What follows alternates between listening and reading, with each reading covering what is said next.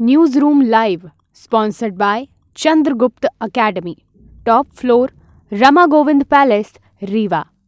नमस्कार, विंध्या टाइम्स में आपका स्वागत है। प्रदेश की दिन भर की 4 बड़ी खबरों के साथ आपके बीच हाजिर हुए हैं। सबसे पहले मध्य प्रदेश की बड़ी खबर।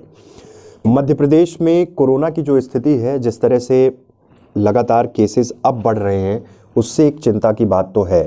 तीसरी लहर में संक्रमण की रफ्तार पहली और दूसरी से तेज है। 3 दिन में ही मध्य प्रदेश में केसेस डबल हो गए हैं। सीएम ने आपातकालीन बैठक बुलाई थी। 28 जिलों में 647 एक्टिव केसेस मध्य प्रदेश में हो गए हैं। सबसे बड़ा जो हॉटस्पॉट है वो इंदौर फिर से बन रहा है। इंदौर और भोपाल में केसेस बहुत तेजी से आ रहे हैं और जो स्थिति है इंदौर की, उसको देखकर अब एक बार फिर से प्रशासन इस खतरे को समझ पा रहा है। 349 केसेस इंदौर में, भोपाल में भी केसेस तेजी से बढ़ रहे हैं और ये जिस रफ्तार से दरअसल बढ़ रहे हैं, ये साफ तौर पर ये कहा जाए कि ये तीसरी लहर की जो आशंका मुख्यमंत्री जिस तरह से बैठकों में कह रहे हैं, जिस तरह से तमाम हिदायतें दी जा रही हैं, उसी दिशा में है। और आपको बता दें कि पिछले 2 दिनों में प्रदेश में नए केसेस 50% बढ़ गए हैं, जबकि मार्च 2021 में आई दूसरी लहर के शुरुआती दिनों में यह बढ़ोतरी सिर्फ 25% थी। पहली लहर में यह और कम थी। बच्चों के वैक्सीनेशन और बढ़ते संक्रमण को लेकर सीएम ने वीडियो कॉन्फ्रेंसिंग के माध्यम से क्राइसिस मैनेजमेंट की बैठक बुलाई थी। आपको बता दें कि 26 दिसंबर को प्रदेश में 30 नए केसेस आए थे। उसके बाद 30 दिसंबर को केस बढ़कर 77 पहुंच गए थे और ये 7 दिन का जो हाल है, जिसमें 561 मरीज मिले हैं, वो कहीं ना कहीं एक खतरे की घंटी है मध्य प्रदेश के दृष्टिकोण से। इसलिए हमें और आपको सतर्क और सावधान रहने की ज़रूरत है। दूसरी खबर की बात करें। दूसरी खबर है इंदौर में न्यू ईयर की रात एक जगह पर आदिवासी इकट्ठा हुए थे। ईसाई दंपत्ति पर केस दर्ज हुआ है और उनका ये कहना है कि उन्होंने गरीबों के लिए दावत रखी थी, जबकि आरोप यह है कि 400 से ज़्यादा लोगों के धर्मांतरण की कोशिश की गई थी और पैरामेडिकल कॉलेज में यहाँ आदिवासियों को जमा किया गया था।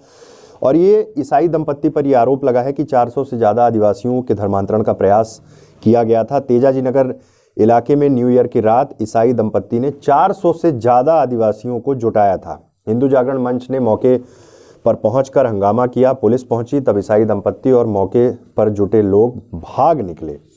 पुलिस दंपत्ति के खिलाफ प्रतिबंधात्मक कार्रवाई की है। अपनी सफाई में दंपत्ति का कहना है कि उन्होंने गरीबों के लिए दावत रखी थी, लेकिन आरोप जो लगे हैं वो ये लगे हैं कि धर्मांतरण की कोशिश की जा रही थी। 400 लोगों को वहाँ पर बुलाया गया था। वहीं ये बार बार चीज़ें निकलकर सामने आ रही हैं कि जो आरोपी हैं, जिन पर ये आरोप लगा है, वो ईसाई धर्म के प्रचारक हैं।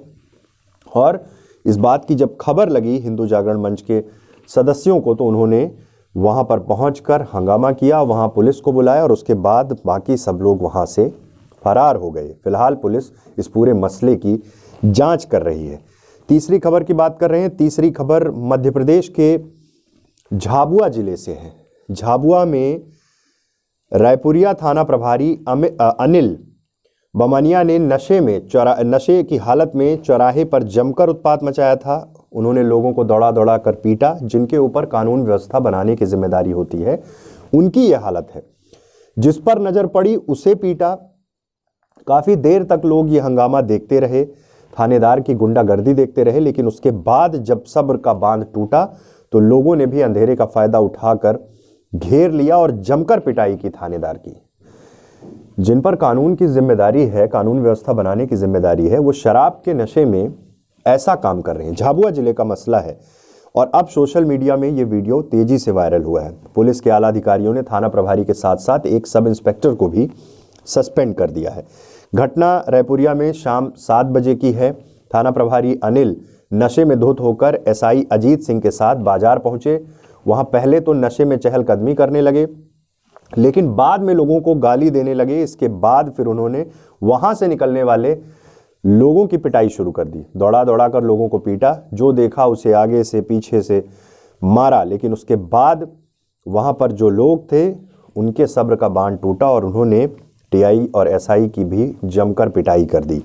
आला अधिकारियों ने जनता को समझाया और पूरे मामले पर जांच की बात की। इन्हें सस्पेंड किया गया है। सोचिए, जिन्हें कानून व्यवस्था संभालनी है, उनकी ये हालात। उनके ऐसे हालात हैं और इस तरह में कैसे मध्य प्रदेश में कानून व्यवस्था हो पाएगी जब जिम्मेदार इस तरह की हरकतें कर रहे हैं, नशे में धुत होकर लोगों से मारपीट करना। खैर, प्रशासन बड़े अधिकारियों ने उस पर कार्रवाई की है, कोर्स ऑफ एक्शन लिया है, अब देखना है आगे क्या होगा। आखिरी खबर की बात करते हैं। आखिरी खबर वैक्सीनेशन से जुड़ी हुई है। कल से बच्चों को वैक्सीन लगेगी, जिसको लेकर प्रशासन ने हर तरह की तैयारियां शुरू कर दी है। रीवा जिले में भी तमाम स्कूलों को टारगेट करके, सरकारी प्राइवेट हर स्कूल को टारगेट कर कल एक टारगेट रखा गया है कि कल 80,000 बच्चों को वैक्सीन लगानी है। इस टारगेट के साथ जिला प्रशासन, स्वास्थ्य महकमा स्कूलों में पहुंचकर, प्राइवेट स्कूल चाहे गवर्नमेंट स्कूल हो, वहां पहुंचकर बच्चों को वैक्सीनेशन में भाग लेने के लिए पेरेंट्स को भी मोटिवेट कर रहे हैं। पेरेंट्स तक ये मैसेज कन्वे कर रहे हैं कि आप बच्चों को मोटिवेट करिए कि वो ज़्यादा से ज़्यादा संख्या में पहुंचें और वैक्सीन लगवाएं। कोवैक्सीन लगनी है और 1 महीने के अंदर ही इनको दूसरा डोज भी लग जाएगा। उम्मीद है कि जब तीसरी लहर की आशंका, तीसरी लहर की शुरुआत, मध्य प्रदेश में जिस तरह से केसेस बढ़ रहे हैं, महाराष्ट्र के हालात आपके सामने हैं, गुजरात में क्या हालात हैं, दिल्ली में क्या हालात हैं, ओमिक्रॉन वेरिएंट को लेकर क्या स्थिति है, सब कुछ आपके सामने है। तो हमारी और आपकी एक लापरवाही हमें खतरे में डाल सकती है। इसलिए सतर्क रहें, सावधान रहें।